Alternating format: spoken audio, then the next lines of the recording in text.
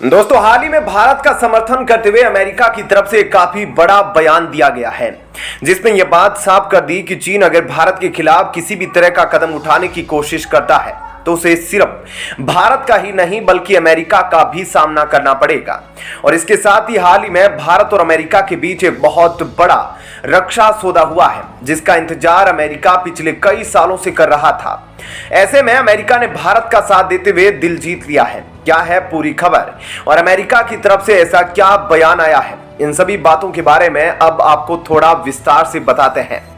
दरअसल दोस्तों, आपको याद होगा हाल ही में चीन ने अरुणाचल प्रदेश के 11 कस्बों और शहरों के नाम बदल दिए हैं, जिसके बाद भारत ने काफी बड़ा रिएक्शन दिया था, जिसके बाद अब इस पूरे विवाद में अमेरिका की एंट्री हो चुकी है, जिसके तहत अमेरिका ने खुलकर भारत का समर्थन करते हुए ये बात साफ कर दी है कि वह चीन के इस कदम का विरोध करते हैं और इस पूरे मामले पर भारत के साथ खड़े हैं, जिसने चीन को काफी गुस्सा दिला दिया, क्योंकि अभी तक इस तरह के कदम पर सिर्फ भारत ही चीन को जवाब दिया करता था।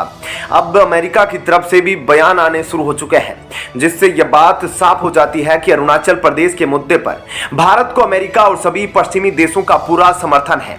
यानी अगर कल को चीन इस इलाके में बल का प्रयोग करते हुए स्टेट्स को बदलने की कोशिश करता है तो वह भी इसमें सफल नहीं हो पाएगा, क्योंकि इंटरनेशनल कम्युनिटी की तरफ से भारत को पूरा समर्थन मिला हुआ है और अमेरिका की अगुवाई में सभी पश्चिमी देश चीन के खिलाफ मोर्चा खोलने को तैयार हो जाएंगे, जिसकी वजह से फिलहाल भारत के खिलाफ किसी भी तरह की अग्रसर पॉलिसी चीन के लिए काम नहीं करेगी।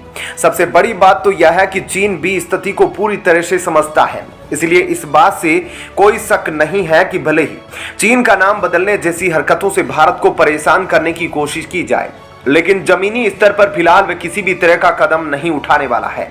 इसकी वजह से हमने देखा है कि कैसे G20 की मीटिंग में चीन ने चुपचाप हिस्सा नहीं लिया और ना ही इस पर कोई एक्सप्लेनेशन दी और ना ही इस पर कोई बड़ा बयान दिया था कि दुनिया भर के देशों को ध्यान इस मुद्दे पर ना आए। और यह बात साफ कर देता है कि यूक्रेन युद्ध और दूसरी वजह से चल रहे वैश्विक अस्थिरता में चीन कोई बड़ा कदम नहीं उठाना चाहता। हालांकि भारत के रिस्पॉन्स को समझने की कोशिश करे तो भारत यह बात अच्छे से समझता है कि चीन अरुणाचल प्रदेश के इलाकों के नाम बदलने जैसी चाल सिर्फ इसलिए चल रहा है ताकि भारत पर दबाव बनाया जा सके, जिसे खत्म करने के लिए हमने आधिकारिक स्टेटमेंट में यह बात पहले ही साफ कर दी कि इस तरह के कदम ना तो भारत पर दबाव बनाएंगे और ना ही कोई चीज बदल सकते हैं।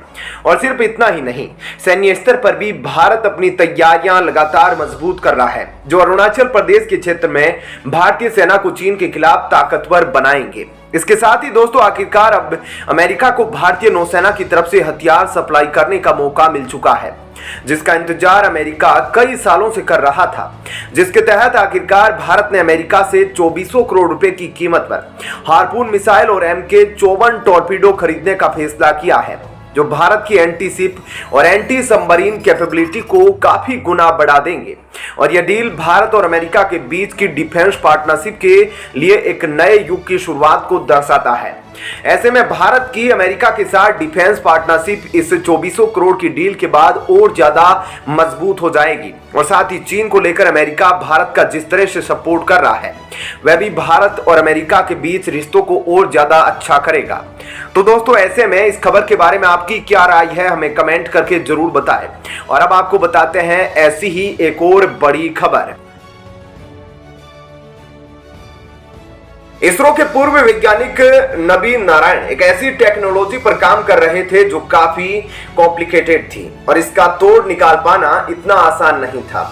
इस टेक्नोलॉजी का नाम था क्रायोजेनिक इंजन और यह टेक्नोलॉजी बहुत ही ज्यादा खास है और यह टेक्नोलॉजी भारत देश के पास नहीं थी, लेकिन दोस्तों हाल ही में देश के प्राइवेट सेक्टर ने एक बहुत बड़ी उपलब्धि हासिल की है, क्योंकि पहली बार इंडिया के प्राइवेट सेक्टर ने क्रायोजेनिक इंजन रॉकेट का सफल परीक्षण किया है।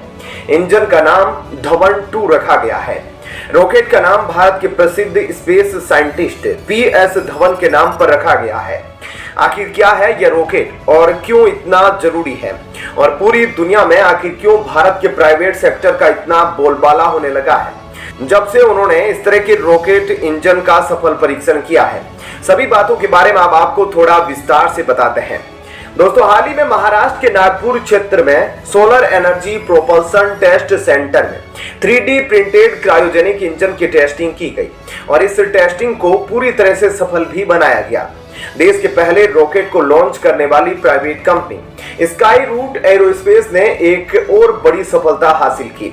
उनका 3D प्रिंटेड क्रायोजेनिक इंजन लगातार 200 सेकेंड तक फायर करता रहा और इस टेस्ट का नाम long duration fire endurance test रखा गया। वहीं पर इस 3D प्रिंटेड क्रायोजेनिक इंजन को लिक्विफाइड नेचुरल गैस और लिक्विड ऑक्सीजन द्वारा ऑपरेट किया जाता है और इंजन ने अपने ऑब्जर्वेशन व्हीकल को पावर देने के लिए ऑब्जर्वेशन सक्सेसफुल परीक्षण किया है। और दोस्तों ये टेस्ट हमारे देश के लिए बहुत ही बड़ी बात है। ऐसा इसलिए क्योंकि यह इतिहास में पहली बार किसी निजी यानी प्राइवेट कंपनी ने इस तरह का सफल परीक्षण किया है। इस टेस्ट के साथ साथ 3 चीजें और भारत में पहली बार देखी गई। सबसे पहली चीज, भारत ने पहली बार 3D क्रायोजेनिक इंजन बनाया। दूसरा यह कि पहली बार LNG के इस्तेमाल से इस रॉकेट को उड़ाया गया था और तीसरा यह कि भारत में पहली बार किसी निजी प्राइवेट कंपनी ने रॉकेट की उड़ान भरी थी। दोस्तों Dhawan 2 updated version Dhawan first का है। इससे पहले स्काई रूट ने धवन 1 इंजन बनाया था और यह 1 किलो न्यूटन का था। इसका टेस्टिंग 2021 में की गई थी और पिछले साल इसी धवन 1 रॉकेट की मदद से विक्रम S रॉकेट की लॉन्चिंग की गई, जो देश का पहला निजी यानी कि प्राइवेट रॉकेट था।